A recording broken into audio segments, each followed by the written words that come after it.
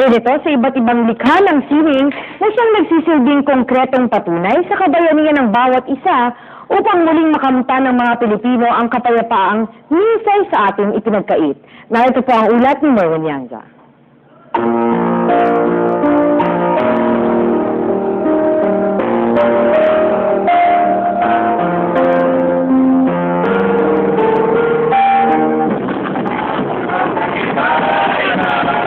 Nakausig na sa ating kasaysayan ng taong 1986, taong kung kailang isinagawa ang mapayapang pag-aaklas laban sa diktatorya.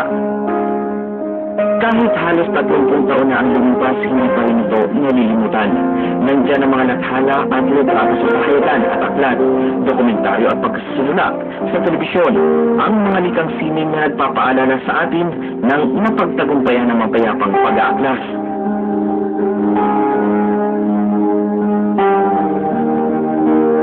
Kabilang sa mga sining na yan ang obra ni Mencio Miranda Jr. at Angel Cacño. Nagkaroon ng malaking impluwensya sa buhay ni Miranda bilang artist ang pagkamulat sa EDSA Revolution noong 1986. Kasama ang pamilya at ilang kaibigan, nagmarcha sila sa EDSA.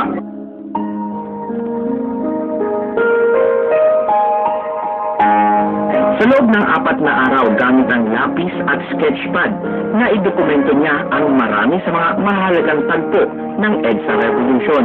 I think it's a duty of the artist na paano siya magiging makabuluhan as a citizen of this country. And the only way you can do it is to document in my artwork kung ano yung mga pangyayari. Tinaguri ang ama ng imaginative figurism si Miranda, pero mas nakilala siya sa mga likha niyang may tema ng EDSA Revolution. Kabilang sa kanyang mga obra ang Lura sa EDSA Shrine, People Power 180 at EDSA 2 Relief Sculptures,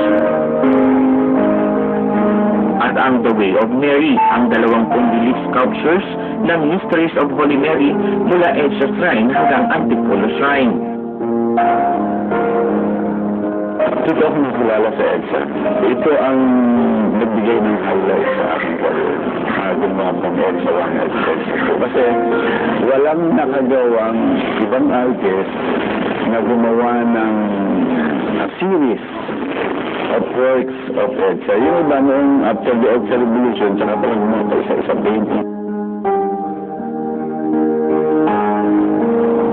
Ang lumang disenyo ng 20 at 100 pesos, isama mo na ang 25 at 50 centavos. Diyan naman nakilala si Angel Cacño. Isang visual artist, gamit niya sa mga obra ang watercolor at oil painting. At tulad ni Miranda, isa sa mga paborito niyang ipinta ang mukha ng EDSA. Isa nga sa pinakahuli niyang obra ay inabot pa ng 8 buwan. Sulit naman ang tagal at hirap sa kanyang pagpipinta dahil ang bawat obra nagpapaalala sa demokrasyang ating tinatamasa ngayon. Ang kasaysayan, kakatutuon at yan ang nakita ng kabataan. Para bang ang kanyang kalooban magiging matwid at pilit niya susubigyan magandang aral na nakita niya sa tubig. Kaya